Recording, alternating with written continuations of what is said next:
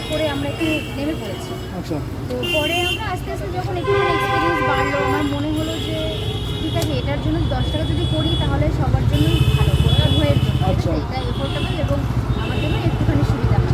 এখানে মার্জিন থাকছে, প্রফিট থাকছে। আর সব কিছুর দাম কিন্তু বাড়েনি, ঠিক আছে? শুধু রুটিটার দাম বেড়েছে আর জিলিপির দাম বেড়েছে। আচ্ছা হাঁসের মাংস, চিকেন যা ছিল সব সেমই সেমই আছে। আমার যেখানে যেখানে মনে হলো সেখানে সেখানে। আচ্ছা একটু খাবারগুলোর দাম বলে দাও আমাকে বলবো।